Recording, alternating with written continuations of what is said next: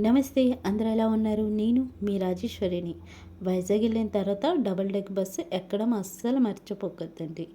మీరు అనుకోవచ్చు, double deck bus మా సిటీలో లేదా, ఏసీ బస్సులు ఉండవా, గొప్పేముంది అనుకొని. గొప్ప ఉందండి, ప్రతి సిటీలోనే డబుల్ డెక్ బస్సు, ఏసీ బస్సులు ఉంటాయి, కానీ మాత్రం సముద్రం ఉండదు. ఇక్కడ స్పెషల్ సముద్రం. సముద్రం చూస్తూ ఈ ప్రయాణం, అందుకే ఈ బస్సు వేశారు. అయితే సముద్రాన్ని, సిటీని చాలా అందంగా తీయాలని ప్రయత్నించాను, కానీ సిటీ సముద్రం అంది మేము ఆల్రెడీ అందంగా ఉన్నామనుకొని ఏం చేస్తాం, ప్రయత్నించాను ఇంకా అందంగా తీయడానికి కోసం. బాగుంటుంది సముద్రం, కొండల బీచ్నే ఈ ప్రయాణం.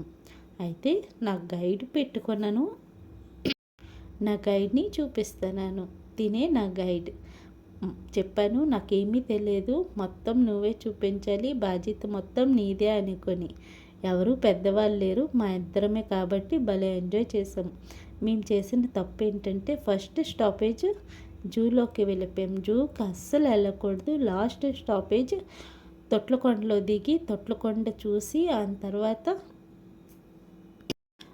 రుషికొండ బీచ్ చూసి, ఆ తర్వాత జూలో ఎంటర్ అయ్యి జూ చూసిన తర్వాత కైలాసగిరి ఇవన్నీ చూసుకొని వెళ్ళాలి. కానీ మేము మొత్తానికి మాకు జంతువులంటే పిచ్చి కాబట్టి జంతువులు చూసుకొని ఉండిపోయాము.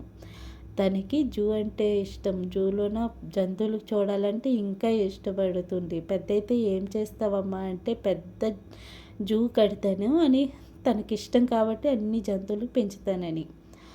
అయితే మొసలు చూస్తే ఒకటే గుర్తొస్తుంది, చాగంటి కోటేశ్వరరావు గారు గజేంద్ర మోక్షంలో చెప్పారు మొసళ్ళ గురించి. మొసళ్ళు నీటిలో ఉంటాయి కానీ మాత్రం స్నానఫలం దొరకదంట. మనిషిలో కూడా ఎన్ని దేవాలయంలో తిరుగుతారు కానీ మాత్రం దేవాలయం ఫలం కూడా దొరకదు.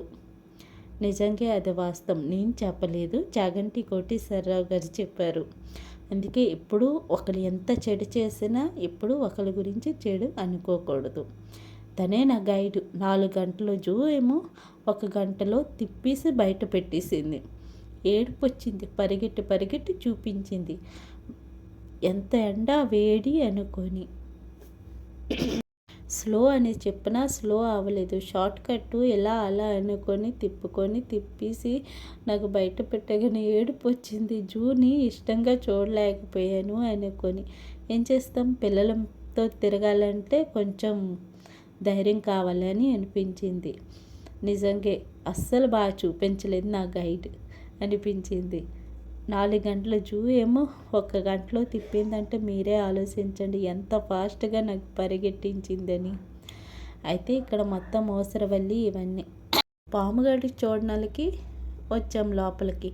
పాముగడు బాగా తిన్నాడు కావాలా, పడుకొని పడిపోన్నాడు. తెల్ల పాముగాడేమో కింద చుట్టుకుపోయి ఉన్నాడు. చూసాం దగ్గర నుంచి. ఎందుకులే నీకు డిస్టర్బ్ చేస్తే మళ్ళీ బుస్సు అని అరిస్తాడు అనుకొని చూసేసి వాటి నుంచి బయటకు వచ్చాము. ఇక్కడ ఓసరవల్లిని చూసాము, డిఫరెంట్గా ఉంది కానీ తను బాగా వీడియోలోనే కనిపించలేదు, పడుకో ఉంది. ప్రతి ఒక్క జంతువు త్వరగా పడుకో అన్నారు. బాతులు చూడడానికి లోపలికి వీడియో తీయడానికి పర్మిషన్ అడిగాను. లేదు మేడం, మీరు బయట నుంచే వీడియో తీసుకుని వెళ్ళిపోయింది, కానీ చాలా అందంగా ఉంది. అయితే ఈ పక్షిగాళ్ళు చూస్తూనే ఉండిపోయిన కాసేపు ఎండలోన. తనేమో అలసిపోయింది. ఇంత ఎండలోన పక్షుల్లో నీకేం కనిపిస్తుందని. నాకు పక్షులు అంటే చాలా ఇష్టం, ఎందుకంటే ఒకరి మీద డిపెండ్ అయ్యుండవు. మనం బంధించాం కాబట్టి అయ్యున్నాయి, కానీ లేకపోతే స్వేచ్ఛగా ఆనందంగా తిరుక్కొనే ఉంటాయి. ఎక్కడ మంచినీళ్ళు దొరికితే అక్కడ తాగేసి మళ్ళీ ఎగిరిపోతాయి. అందుకే నాకు పక్షులు అంటే చాలా ఇష్టం కాబట్టి అలా కాసేపు చూస్తూనే ఉండిపోయాను. కలర్ఫుల్గా ఉన్నాయి. మన లైఫ్లో కలర్ఫుల్ లేకపోయినా ఈ కలర్ఫుల్ బర్డ్స్ చూసి హ్యాపీగా అనుకున్నాను. బాగా అనిపించింది కదా. ముందుగా చిన్నగా లైక్ చేయండి. అయితే జూలోని జంతువులు ఎక్కడ ఉన్నాయి, పక్షులు ఇవే చూపిస్తాను అన్నీ తిని పడుకో ఉన్నాయి, అందుకోసమే ప్రయత్నిస్తున్నాను. అయితే వైట్ పులిగడికి చూడడానికి మొత్తం వీడియో తీస్తుంటే వైట్ పులిగడ అస్సలు కనిపించలేదు. అయితే ఇక్కడ ఈ వీడియో చూస్తుంటే సీతమ్మ తల్లే గుర్తుకొచ్చింది. ఎందుకంటే లేడీ చూస్తే ఆ సీతమ్మ తల్లి గుర్తుకొస్తుంది ఆ బాధ కాబట్టి. చూడాలంటే కాసేపు భయం కాబట్టి అక్కడి నుంచి త్వరగా మేము బయటకు వచ్చేసాము. బాగా అనిపించదు లేడి పిల్లల్ని చూస్తే సీతమ్మ తల్లి గుర్తుకొస్తుంది అనుకొని. అయితే ఇక్కడ వైట్ పులిగడికి చూపించాలనుకొని తెగ ప్రయత్నించాం, వీడియో తీస్తున్నాం కానీ అస్సలు కనిపించలేదు. అంతటా బెంగాల్ టైగర్ దగ్గరికి వెళ్ళాము. తనేమో వయ్యారంగా పడుకోవడానికి వెళ్ళిపోతున్నాడు. ప్లీజ్ కొంచెం వీడియో కోసమైనా కొంచెం పోజ్ ఇయ్యు అనుకొని అన్నాక అస్సలు బతిమాలుకున్నాను. ఎంతసేపో బతిమాలితే అప్పుడు బయటకు వచ్చి ఒక రౌండ్ వేస్తున్నాడు, క్యాట్ వాక్ చేస్తున్నాడు ర్యాప్ మీద అన్నట్టుగా. అంత బతిమాలుకుంటే కాసేపు నడుస్తున్నాడు. ముందుగా చిన్నగా లైక్ చేశారు కదా, చక్కగా స్లోగా వస్తున్నాడు బెంగాల్ టైగర్ గడు. జూ మొత్తం తిరిగేసి చూడాలనుకున్నాం కానీ బాగా ఎండకి అసలు తట్టుకోలేకపోయింది తను. అందుకోసమే బెంగాల్ టైగర్ నుంచి రిటర్న్ అయిపోతాం అనుకొని తన ర్యాప్ వాక్ చేస్తుంటే కాసేపు నిల్చున్నాము. ఎంత చక్కగా నడుస్తాడు కదా, అరుస్తున్నాడు కూడా, అంత జోరుగా అరుస్తున్నాడు. వినలేకపోయాము. బాబరే ఇంత జోరుగా అరుస్తున్నావు ఎందుకు అనుకొని. చాలా దూరంలో ఉన్నాడు. ఆయన జూమ్ చేసేసి వీడియో తీసేసాను. ర్యాప్ వాక్ అయిపోయింది, వెళ్ళిపోతున్నాడు.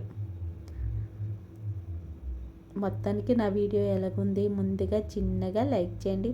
Thank you for watching.